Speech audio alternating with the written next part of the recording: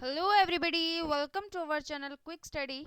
आज की सीरीज में हम करने जा रहे हैं 22 अप्रैल से 28 अप्रैल तक के करंट अफेयर। तो चलिए हमारी सीरीज को स्टार्ट करते हैं। फिर इस सीरीज को स्टार्ट करने से पहले आप चैनल को सब्सक्राइब करना ना भूलें, साथ ही में बेल आइकन को भी ज़रूर क्लिक कीजिएगा और इस वीडियो को हमारे अपने दोस्तों के साथ भी ज़रूर शेयर करिएगा। चलिए स्टार्ट करते हैं। फिर पहला क्वेश्चन है, किस राज्य में स्थित SCTI-MST द्वारा चित्रा जीन लैम्प किट को विकसित किया गया है? हाल ही में केरल स्थित Shri Chitra tribunal institute of medical science and technology द्वारा इस चित्रा जीन लैम्प किट को विकसित किया गया है। यह किट 10 मिनट में कोरोना वायरस का पता लगा सकती है तथा 2 घंटे से भी कम समय में कोविड-19 से जुड़े संक्रमण की पुष्टि को कंफर्म कर सकती है। हमारा नेक्स्ट क्वेश्चन है, सामुदायिक रसोई और सामुदायिक आश्रयों की जियो टैगिंग करने वाला देश का पहला राज्य कौन सा है? तो इस प्रकार की टैगिंग करने वाला राज्य है पहला यूपी। हाल ही में यूपी के 75 जिलों में 7,368 सामुदायिक रसोइयों और सामुदायिक आश्रयों की जियो टैगिंग की गई है। लखनऊ के रिमोट सेंसिंग एप्लीकेशन सेंटर यानी कि RSAC ने एक ऐप विकसित किया है जिसकी सहायता से कोई भी व्यक्ति अपने नज़दीकी सामुदायिक रसोइयों और सामुदायिक आश्रय का पता लगा सकता है तथा इसे और सरल बनाने के लिए राज्य सरकार ने गूगल के साथ भी समझौता किया है। मैटरहॉर्न पर्वत का विस्तार किन देशों में है? तो मैटरहॉर्न पर्वत का विस्तार है स्विट्जरलैंड और इटली। हाल ही में कोरोना से निपटने में भारत के साथ एकजुटता प्रदर्शित करते हुए स्विट्जरलैंड ने प्रसिद्ध पर्वत मैटरहॉर्न पर लाइट प्रोजेक्टर की मदद से भारतीय तिरंगे को दर्शाया। इसके जरिए प्रत्येक भारतीयों को कोरोना से जीतने की उम्मीद और जज्बे का संदेश भी दिया। मैटरहॉर्न पर्वत आल्प्स पर्वत श्रेणी का एक भाग है। लोक सेवक दिवस कब मनाया जाता है? ये मनाया जाता है 21 अप्रैल को। पहला कोविड-19 फ्री राज्य कौन सा है? पहला राज्य है गोवा और दूसरा है मणिपुर। न्यू डेवलपमेंट बैंक की स्थापना कब हुई थी? न्यू डेवलपमेंट बैंक की स्थापना 2014 में की गई थी। ब्रिक्स देशों यानी कि ब्राज़ील, रूस, भारत, चीन और साउथ अफ्रीका ने न्यू डेवलपमेंट बैंक की स्थापना की थी। हाल ही में केंद्रीय वित्त मंत्री निर्मला सीतारमण ने न्यू डेवलपमेंट बैंक की बोर्ड ऑफ गवर्नेंस की 5वीं बैठक में वीडियो कॉन्फ्रेंसिंग के जरिए हिस्सा लिया। वित्त मंत्री ने कोरोना वायरस महामारी से उत्पन्न चुनौतियों से पार पाने के लिए न्यू डेवलपमेंट बैंक से आपात सहायता कोष को $1 बिलियन से बढ़ाकर $10 बिलियन करने को कहा है। न्यू डेवलपमेंट बैंक ने ब्रिक्स देशों को कोरोना वायरस महामारी से निपटने के लिए $5 मिलियन की भी सहायता दी है। पृथ्वी दिवस कब मनाया जाता है? तो पृथ्वी दिवस मनाया जाता है हर साल 22 अप्रैल को। पृथ्वी दिवस पहली बार 1970 में मनाया गया था। इस बार की थीम थी क्लाइमेट एक्शन तथा लास्ट ईयर की थीम थी हमारी 2019 की प्रोटेक्ट आवर स्पीशीज।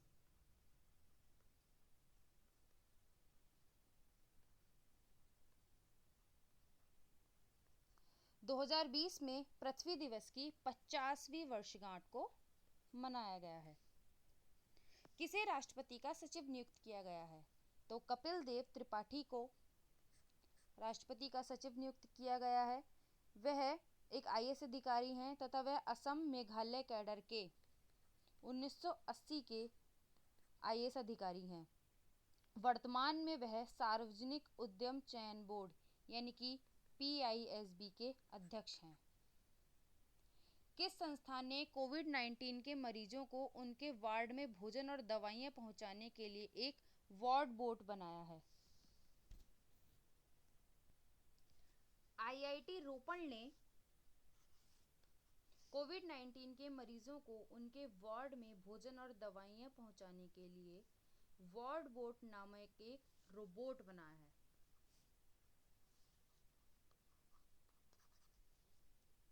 हाल हाल ही में भारत सरकार ने एफडीआई नीति में संशोधन किया। इस संशोधन के अनुसार किन देशों की कंपनियां केवल सरकारी मार्ग से ही भारत में निवेश कर सकती हैं? तो इसका आंसर है भारत के साथ भू सीमा साझा करने वाले सभी देश। सरकार ने कोविड-19 महामारी के कारण भारतीय कंपनियों के अवसरवादी अधिग्रहण को रोकने के लिए मौजूदा एफडीआई में संशोधन किया है। संशोधन के अनुसार भारत के साथ भू सीमा साझा करने वाले देशों की कंपनियां केवल सरकारी मार्ग से ही अब भारत में निवेश कर सकती हैं। इसका अर्थ यह है कि इन देशों की कंपनियां भारत सरकार की स्वीकृति प्राप्त करने के बाद ही भारत में निवेश कर सकती हैं। इससे पहले केवल पाकिस्तान व बांग्लादेश की कंपनियां भारत सरकार की स्वीकृति प्राप्त करने के बाद ही भारत में निवेश कर सकती थी। वर्ल्ड प्रेस फ्रीडम इंडेक्स 2020 में भारत की क्या रैंकिंग है? हाल ही में रिपोर्टर्स विदाउट बॉर्डर्स ने वर्ल्ड प्रेस फ्रीडम इंडेक्स जारी किया, जिसमें कुल 180 देशों को शामिल किया गया, जिसमें पहली रैंक है नॉर्वे तथा अंतिम रैंक यानी कि 180 रैंक है उत्तर कोरिया की। भारत की रैंक है 2020 की 142 तथा 2019 की थी 140। इसके अनुसार 2019 में भारत में एक भी पत्रकार की हत्या नहीं हुई, जबकि 2018 में 6 पत्रकारों की हत्या हुई थी। यहीं पर चीन की रैंकिंग है 177। रिपोर्टर्स विदाउट बॉर्डर्स एक गैर लाभकारी संगठन है। यह दुनिया भर के पत्रकारों पर हुए हमलों का दस्तावेजीकरण करता है और उसे रोकने का काम भी करता है। किस संस्थान ने रोगजनक बैक्टीरिया का पता लगाने के लिए बग स्निफर नामक उपकरण को विकसित किया है? तो ये किया है ARI Pune. Agarkar research institute यानी कि ARI पुणे ने के अनुसंधानकर्ताओं ने रोगाणुओं का पता लगाने के लिए एक बग स्निफर नामक उपकरण विकसित किया है। बग स्निफर एक संवेदनशील और किफ़ायती बायोसेंसर है। यह रोगाणुओं की उपस्थिति का पता लगाने के लिए सिंथेटिक पेप्टिसाइड्स, चुंबकीय नैनोपार्टिकल्स और क्वांटम डॉट्स का उपयोग करता है। यह इंस्टीट्यूट भारत सरकार के विज्ञान और प्रौद्योगिकी विभाग के तहत एक स्वायत्त संस्थान है। कोविड-19 के बारे में सही समय पर लोगों को सही जानकारी उपलब्ध कराने के लिए कोविड इंडिया सेवा का शुभारंभ किस मंत्रालय द्वारा किया गया है? तो हाल ही में केंद्रीय स्वास्थ्य एवं परिवार कल्याण मंत्री डॉक्टर हर्षवर्धन ने कोविड-19 के बारे में सही समय पर लोगों को सही जानकारी उपलब्ध कराने के लिए कोविड इंडिया सेवा का शुभारंभ किया है। यह लाखों भारतीयों के साथ बातचीत का सीधा चैनल स्थापित करेगा, जिससे परस्पर संवाद का एक साझा मंच मुहैया हो पाएगा। इसका अहम मकसद कोविड-19 पर नागरिकों से सीधा प्रभावशाली जुड़ाव सुनिश्चित करना है। इसके जरिए लोग @कोविड इंडिया सेवा पर सवाल भी पूछ सकते हैं।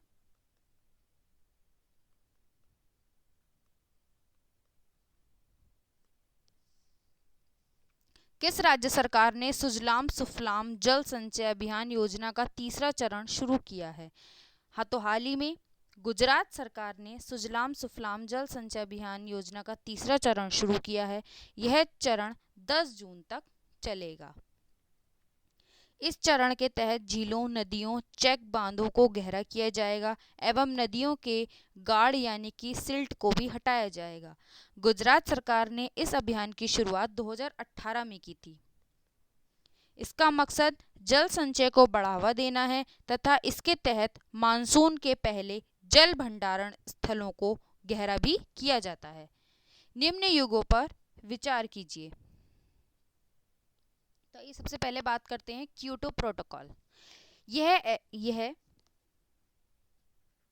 UNFCCC से जुड़ा एक अंतर्राष्ट्रीय समझौता है जो अंतर्राष्ट्रीय रूप से बाध्यकारी उत्सर्जन कटौती लक्ष्यों के प्रति पक्षकारों को प्रतिबद्ध करता है। यह प्रोटोकॉल जापान के क्योटो में वर्ष 1997 में अपनाया गया था तथा वर्ष 2005 में प्रभाव में आया। इसके प्रथम चरण 2008 से 12 के अंतर्गत औद्योगिक रूप से विकसित देशों को अपने हरित गृह गैसों के उत्सर्जन को वर्ष 1990 की तुलना में 5% कम करना, या जबकि दूसरे चरण में, इसका दूसरा चरण था 2013 से 20 में, उत्सर्जन को 18% कम करना है। नेक्स्ट है हमारा सेंदाई फ्रेमवर्क। सेंदाई फ्रेमवर्क 2015 से 2030 तक को जापान के सेंदाई मियागी में वर्ष 2015 में आयोजित आपदा जोखिम न्यूनीकरण पर तीसरे संयुक्त राष्ट्र विश्व सम्मेलन में अपनाया गया था। इस महत्वपूर्ण फ्रेमवर्क का उद्देश्य 2030 तक आपदाओं के कारण महत्वपूर्ण बुनियादी ढांचे को होने वाले नुकसान, प्रभावित लोगों की संख्या को कम करना है।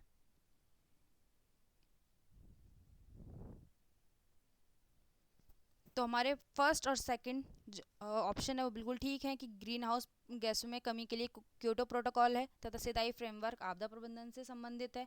साथ ही तीसरा है पृथ्वी दिवस लोगों को जागरूक करना पर्यावरण संरक्षण के प्रति, तो ये भी हमारा बिल्कुल सही है। तो ये तीनों ही हमारे जो विषय हैं अपने से प्रश्न से रिलेटेड करते हैं। कभी कभी समाचारों में उल्लेखित पद वेस्ट टेक्सास इंटरमीडिएट निम्नलिखित में से किसके साथ संबंधित है? तो वेस्ट टेक्सास इंटरमीडिएट निम्नलिखित में से संबंधित है तेल से। वेस्ट फ्रूट इंटरमीडिएट यानी कि WTI ऑयल के विशेष क्षेत्रों को संदर्भित करता है जो कहां पर स्थित है? अमेरिका में।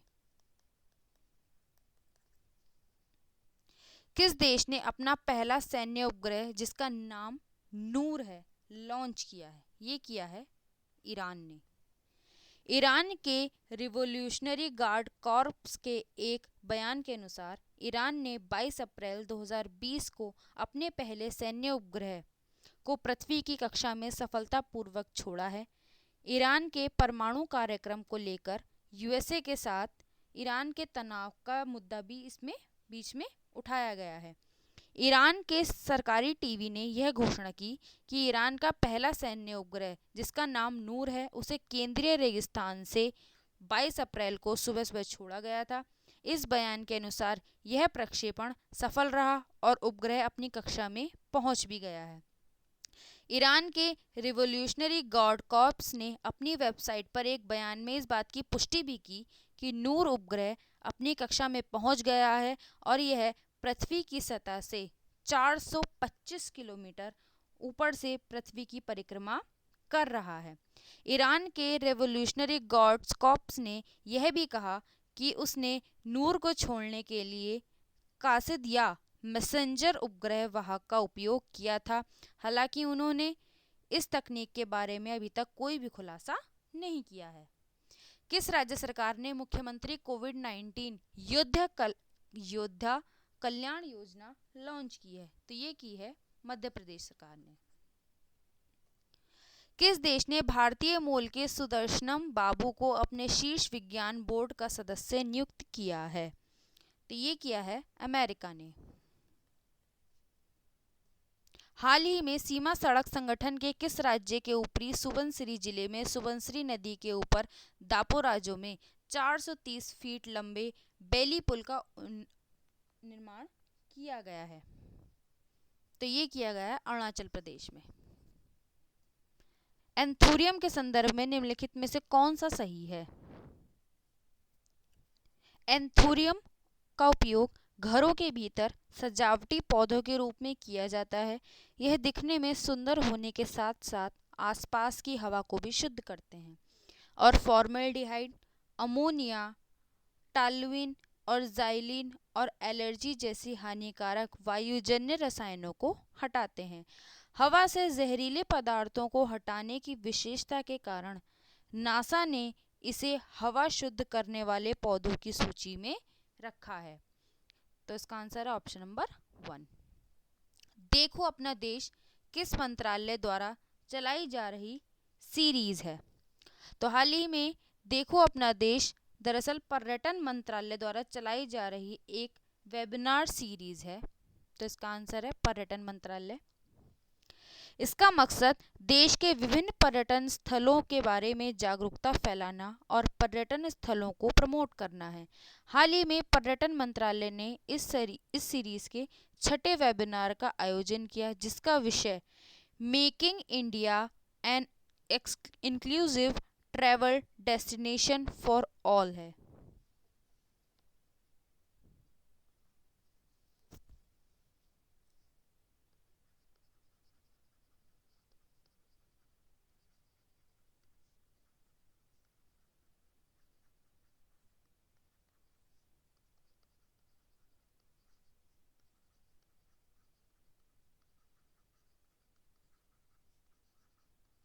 तो ये इसके जो है इस बार की थीम है। आगे बढ़ते हैं।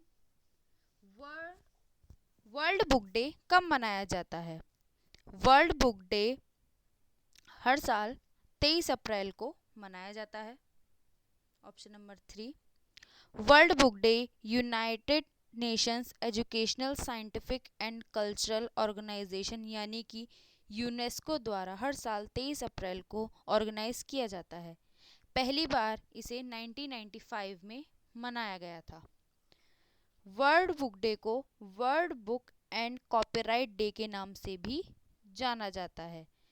23 अप्रैल 1616 के दिन शेक्सपियर की मौत हुई थी, यानी कि 23 अप्रैल को शेक्सपियर की डेथ एनिवर्सरी भी होती है।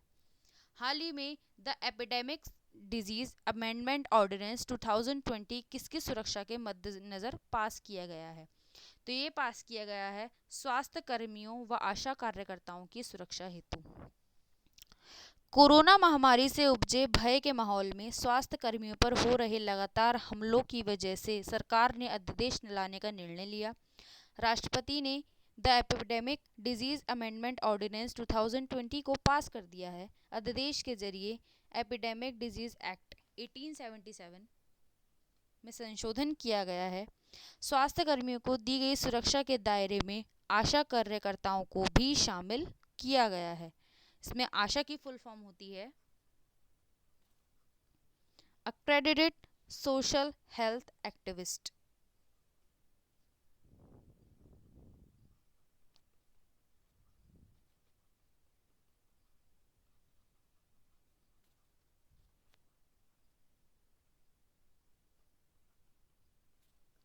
अध्यादेश के मुताबिक यदि हमले में स्वास्थ्य कर्मियों को गंभीर चोट आती है तो 6 माह से लेकर 7 साल तक की सजा और 1 से 5 लाख रुपए तक का जुर्माना है।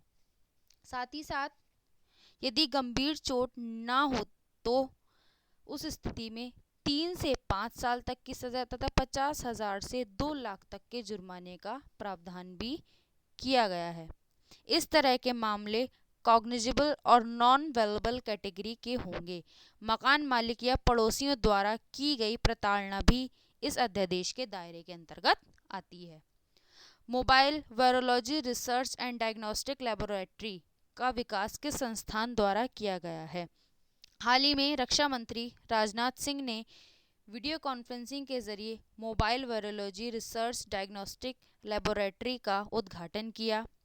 MVRDL ESIC अस्पताल हैदराबाद के सहयोग से DRDO द्वारा विकसित किया गया है। इसे ज़रूरत के मुताबिक देश के किसी भी इलाके में भेजा जा सकता है। यह पहला mobile viral research lab DRDO की लेबोरेटरी रिसर्च सेंटर इमारती यानी कि RCI ने अस्पताल हैदराबाद के सहयोग से बनाया है। भारत की सबसे बड़ी IT कंपनी TCS किस देश का पहला पूर्ण डिजिटल बैंक लॉन्च करेगी? तो ये करेगी इजराइल का। भारत की सबसे बड़ी IT कंपनी TCS इजराइल का पहला पूर्ण विकसित डिजिटल बैंक लॉन्च करने जा रही है। इजराइल वित्त मंत्रालय ने बैंकिंग सेवा ब्यूरो का निर्माण करने के लिए TCS को चुना है, जिसका मुख्य मकसद उसके बैंकिंग क्षेत्र में बदलाव लाना है। लगभग 40 वर्ष में इजराइल में बैंकिंग लाइसेंस पाने वाला यह पहला बैंक है और इसकी शुरुआत साल 2021 में होगी। IM बैडमिंटन जागरूकता अभियान के लिए कितने लोगों को ब्रांड एम्बेसडर चुना गया है? तो IM बैडमिंटन जागरूकता अभियान के लिए PV सिंधु सहित 8 खिलाड़ियों को इसका ब्रांड एम्बेसडर चुना गया है। सुप्रीम कोर्ट ने किस राज्य के अनुसूचित जनजाति क्षेत्रों में ST उम्मीदवारों के लिए 100% आरक्षण प्रदान करने के आदेश को निरस्त कर दिया है? तो ये फैसला सुनाया है सुप्रीम कोर्ट ने। तो सुप्रीम कोर्ट ने इसने फैसले में कहा कि अनुसूचित क्षेत्रों में स्थित स्कूलों में ST वर्ग से संबंधित शिक्षकों का 100% आरक्षण संवैधानिक रूप से अमान्य है।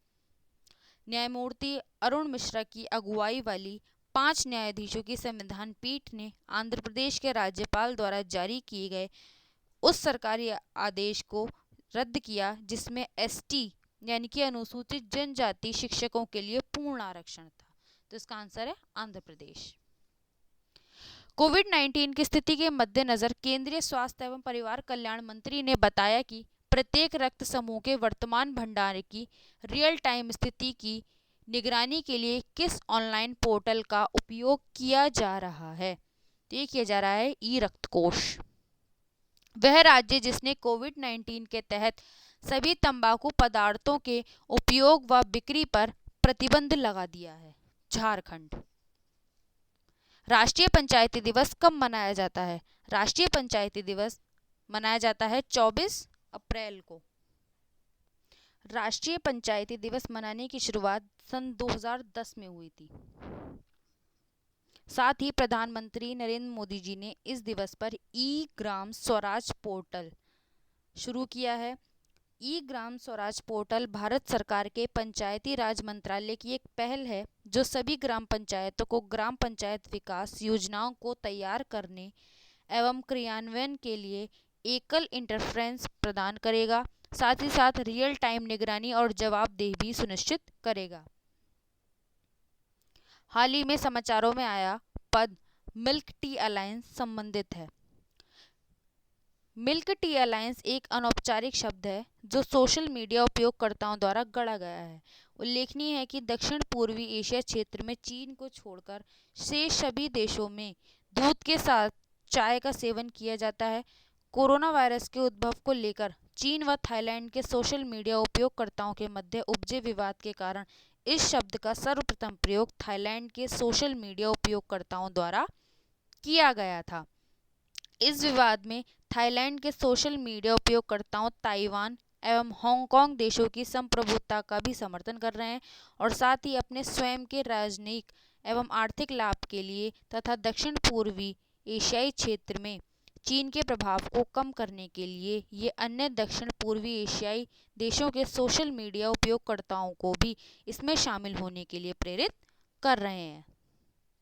तो इसका आंसर है ऑप्शन नंबर 4, दक्षिण पूर्वी एशियाई देशों के सोशल मीडिया उपयोगकर्ताओं द्वारा चीन के खिलाफ शुरू किए गए एक ऑनलाइन अभियान से। अम्बुबाची मेला कहाँ मनाया जाता है? तो यह मनाया जाता है हर साल असम में, जिसे कोविड-19 के चलते हुए अभी रद्द कर दिया गया है। असम राज्य के गुवाहाटी शहर में आयोजित होने वाला अम्बुबाची मेला पूर्वोत्तर भारत का सबसे बड़ा धार्मिक उत्सव है। अम्बुबाची मेले का आयोजन प्रत्येक वर्ष 21 से 25 जून के मध्य असम के आहार महीने में जब सूर्य मिथुन राशि में होता है किया जाता है। यह त्योहार गुवाहाटी में कामाख्या मंदिर में मनाया जाता है। किस राज्य के मुख्यमंत्री ने अपथा मित्र मोबाइल ऐप लॉन्च किया है? तो हाल ही में कर्नाटक के मुख्यमंत्री ने अपथा मित्र मोबाइल ऐप और हेल्पलाइन नंबर लॉन्च किया है। इसका मकसद वर्तमान कोरोना महामारी की स्थिति में ज़रूरतमंद लोगों को आवश्यक चिकित्सकीय सलाह और मार्गदर्शन देना है। यदि किसी भी व्यक्ति को कोरोना वायरस के लक्षण दिखाई देते हैं तो वह हेल्पलाइन नंबर 14410 पर कॉल करके एक्सपर्ट डॉक्टरों की टीम से परामर्श ले सकता है। यह सिस्टम स्वास्थ्य और परिवार कल्याण विभाग और राज्य आपदा प्रबंधन प्राधिकरण के अधीन काम करेगा। इन्फोसिस बीपीएम ने इस ऐप को तैयार किया है। हाल ही में किस मंत्रालय ने विद्याधन 2.0 कार्यक्रम शुरू किया है? हाल ही में मानव संसाधन विकास मंत्री ने विद्याधन 2.0 लॉन्च किया है। यह कोविड-19 के तहत विद्यार्थियों को ई लर्निंग कंटेंट्स उपलब्ध कराने के लिए शुरू किया गया है। किस राज्य के जिला प्रशासन द्वारा तिरंगा यानी टोटल इंडिया रिमोट एनालिसिस निरोग्य अभियान नामक एक वाहन लॉन्च किया गया है? तो ये किया है केरल ने। हाल ही में केरल के पथानामथिट्टा के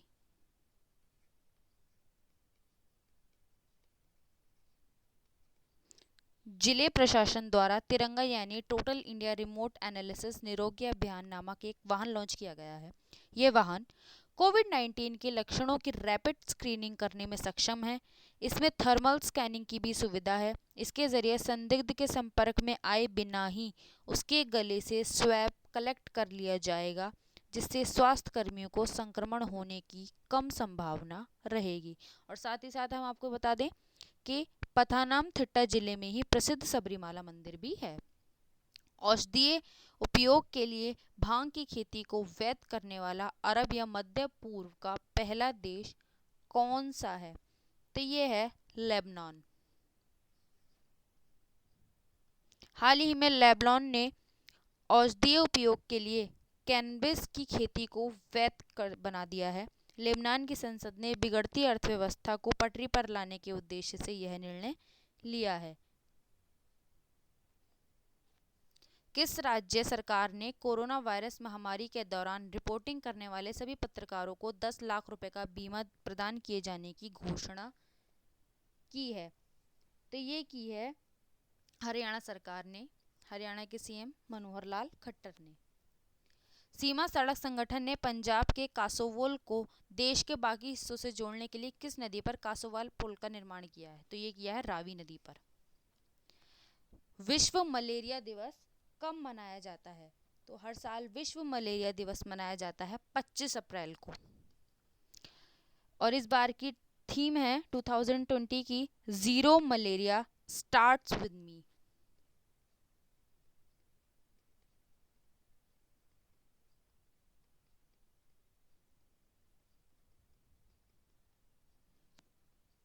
WHO के अनुसार यह दिन मलेरिया की रोकथाम और नियंत्रण के लिए निरंतर निवेश एवं राजनीतिक प्रतिबद्धता की आवश्यकता को उजागर करने का एक अवसर है।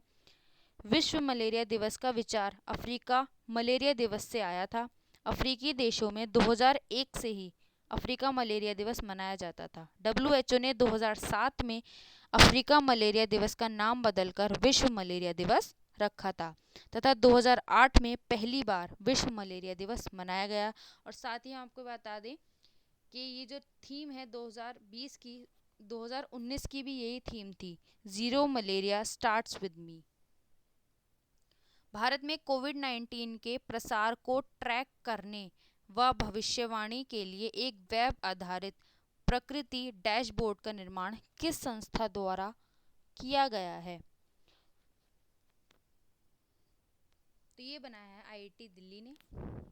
हाल ही में आईआईटी दिल्ली ने भारत में कोविड-19 के प्रसार को ट्रैक करने व भविष्यवाणी के लिए एक वेब आधारित डैशबोर्ड विकसित किया है। इस डैशबोर्ड का नाम है PRACRITI यानी कि prediction and assessment of corona infections and transmission in India.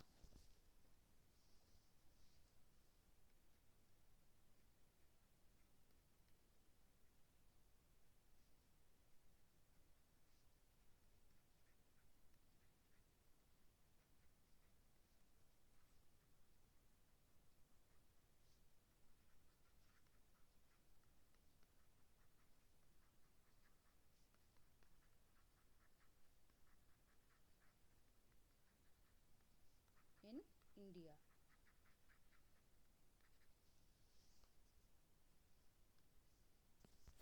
यह डैशबोर्ड स्वास्थ्य एवं परिवार कल्याण मंत्रालय, राष्ट्रीय आपदा प्रबंधन प्राधिकरण और विश्व स्वास्थ्य संगठन से उपलब्ध आंकड़ों के आधार पर ही हर जिले व राज्य के लिए एक आर नॉट का मान बताएगा। आर नॉट यह बताता है कि वायरस एक संक्रमित व्यक्ति से कितने लोगों में फैल सकता है। निम्न में से किस रोग को हॉग हैजा के नाम से भी जाना जाता है? तो ये जाना जाता है क्लासिकल स्वाइन फीवर। हाल ही में पूर्वी असम के कुछ जिलों में क्लासिकल स्वाइन फीवर के कारण एक सप्ताह के भीतर 1300 से अधिक सुअरों की मृत्यु हो गई। तो हॉग हैजा बोला जाता है किसे? क्लासिकल स्वाइन फीवर को। युद्ध के सेना नायकों को श्रद्धांजलि देने के लिए खोकजोम दिवस किस राज्य में मनाया जाता है? तो ये मनाया जाता है मणिपुर में। मणिपुर में हर साल 23 अप्रैल को खोंगजोम दिवस मनाया जाता है। इस दिवस का आयोजन 1891 के आंगल मणिपुर युद्ध में लड़ने वाले योद्धाओं को श्रद्धांजलि देने के उद्देश्य से मनाया जाता है। और इस युद्ध में आंगल मणिपुर युद्ध ब्रिटिश सरकार और मणिपुर साम्राज्य के बीच एक सशस्त्र संघर्ष हुआ था, जिसमें अंग्रेजों की जीत हुई थी। विश्व बौद्धिक संपदा दिवस कब मनाया जाता है? विश्व बौद्धिक संपदा दिवस हर साल मनाया जाता है 26 अप्रैल को।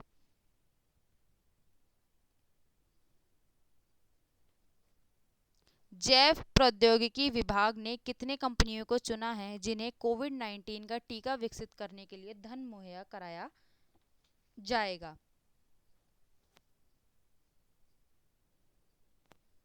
तो ये चुना है 3 कंपनियों को।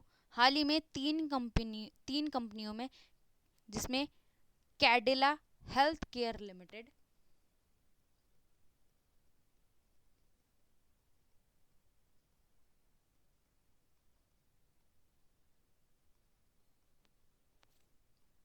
Bharat Biotech International limited,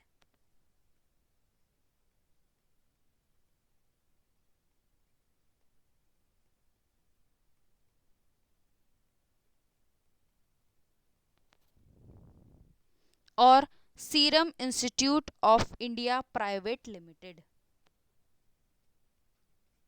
Serum Institute of India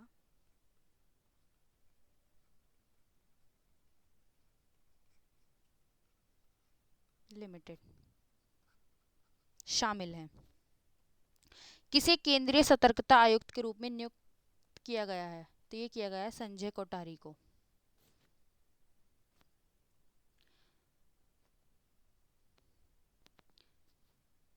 तियानवेन-1 नाम से कौन सा देश मंगल मिशन लॉन्च करेगा? तो ये करेगा चीन। स्वामित्व योजना का शुभारंभ किस मंत्रालय द्वारा किया गया है? तो हाल ही में स्वामित्व योजना का शुभारंभ पंचायती राज दिवस पर पंचायती राज मंत्रालय द्वारा किया गया।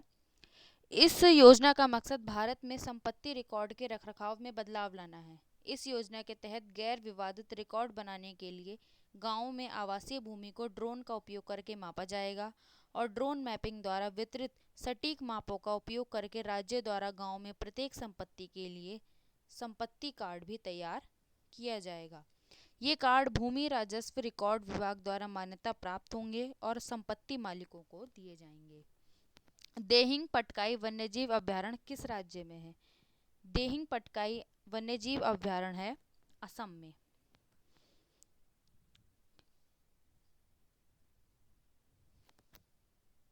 सबसे ज्यादा सैन्य खर्च करने वाले देशों की सूची में भारत का क्या स्थान है? तो इसमें भारत का स्थान है तीसरा। पहले नंबर पे है यूएसए, दूसरे पे है चीन, तीसरे पे भारत, चौथे पे रूस और 5वें नंबर पर सऊदी। भारत सबसे ज़्यादा सैन्य खर्च करने वाले देशों की सूची में तीसरे स्थान पर पहुंच गया है। विश्व भर में साल दर साल सैन्य साज सामान पर खर्चों में बढ़ोतरी की जा रही है। स्टॉकहोम स्थित थिंक टैंक ने कहा कि वैश्विक सैन्य खर्च मामलों में 2019 के भीतर भारत और चीन के बीच कड़ी प्रतिस्पर्धा रही है।